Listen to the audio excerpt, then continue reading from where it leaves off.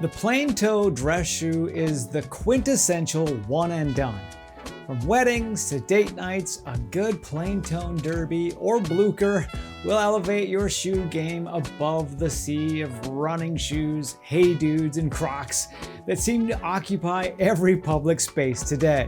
However, not all plain toe shoes are worth your time, so I have 4 options that are sure to please. Let's get into it. Welcome to Stray Reviews. I'm Lee, and I'm here to help you find the best men's lifestyle gear and apparel. And today, I'm comparing 4 plain toe dress shoes that can be worn almost anywhere. I'm talking about shoes from Thursday, Astorflex, Grant Stone, and the wild card today, Amberjack. And I'm gonna let you know which ones are my favorite. Before we get started though, I wanna let you know that there are links to all of these down in the description, as well as a link to my newsletter where I send out a list of my favorite gear and apparel each month.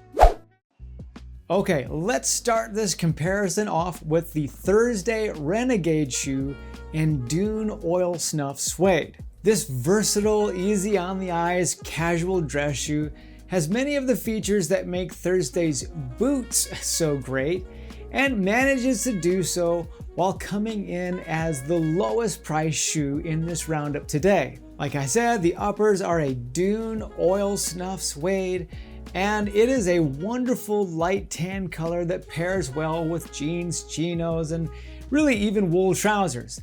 They also come with round wax laces. These are lined with a soft, supple glove leather liner and have some rough out leather at the heel to prevent slippage. They have a shock-absorbing pour-on insole, a cork bed midsole, and they sit on the Ultra Grip rubber and recycled cork outsole. These are storm welt constructed with a leather welt, and they are made in Mexico. These sell for $168. The Renegade is a pretty easy shoe to love. The versatility is one of my favorite things about these. Thursday makes the claim that if they only had one pair of shoes, these would be it, and I can see why they say that. These look great with everything from jeans and a flannel to slacks and a tie. They're also quite comfortable right out of the box.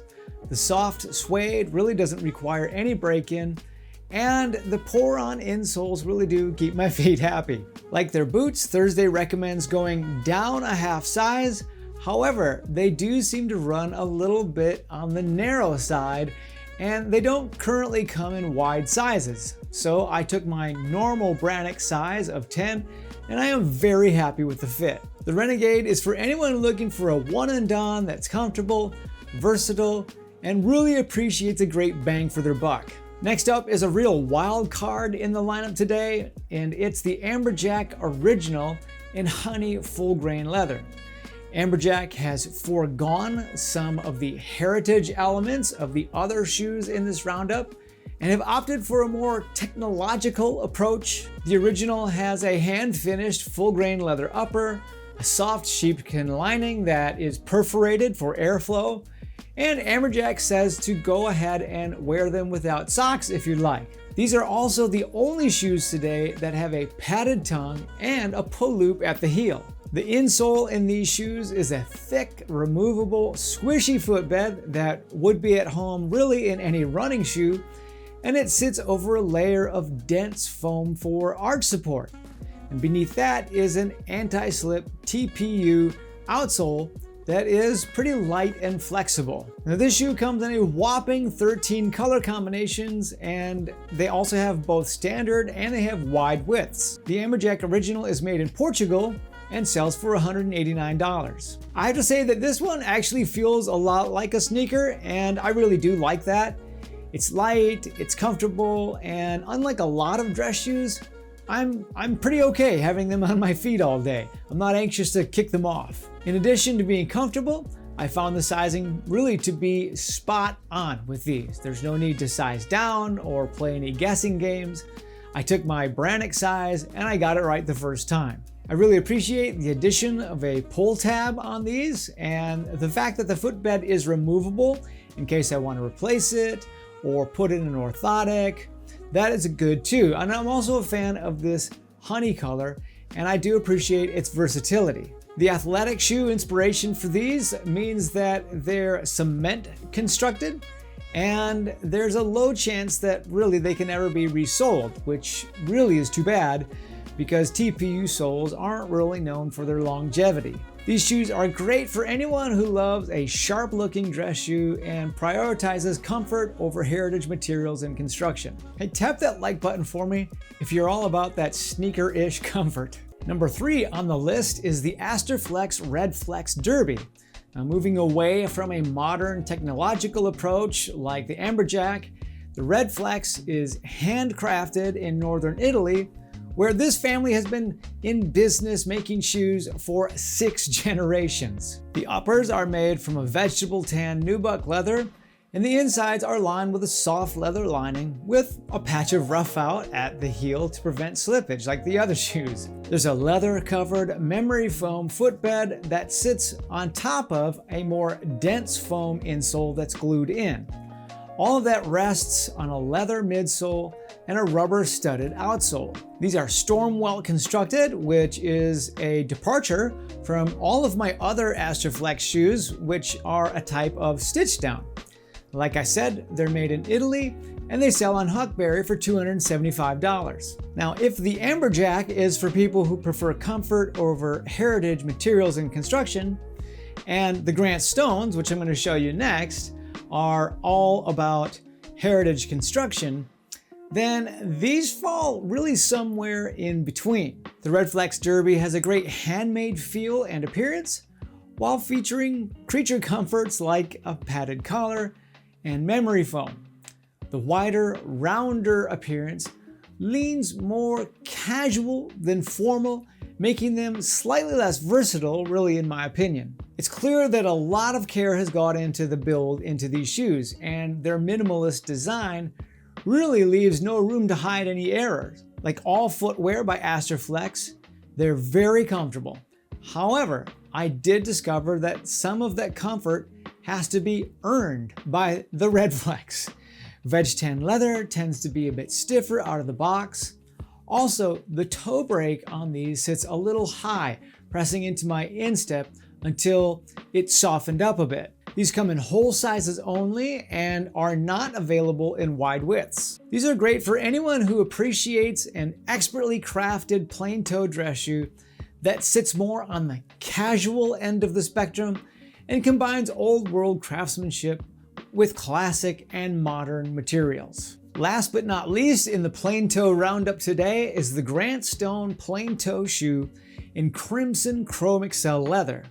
If the Astorflex leans toward heritage, then the Grant Stone falls in. The uppers are made from gorgeous chrome excel leather from the famous Horween tannery in Chicago, and the insides are lined with a soft, full-grain kip leather. The insole, midsole, and welt are vegetable tan leather with a cork filler and a steel shank, and it all sits on top of a vegetable tan leather outsole. These are made with a split reverse welt construction as well. The Grant Stone plain toe is made in China and sells for $385, making them the most expensive pair by $110. Like all Grant Stone shoes I've owned, the craftsmanship is impeccable, and I really couldn't ask for better materials.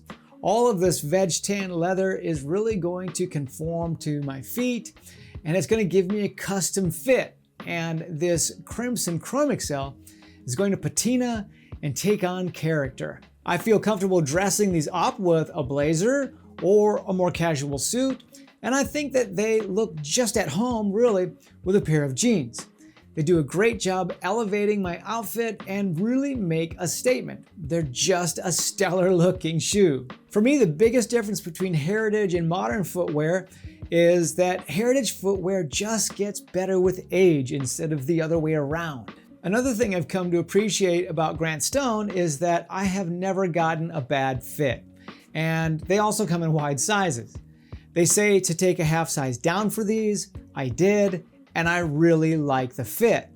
Now, these are built on the Leo Last, so if you own a pair of diesels, you know how they feel.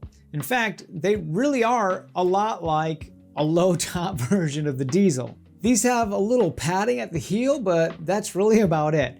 and there's no real give to the outsole when it just comes out of the box.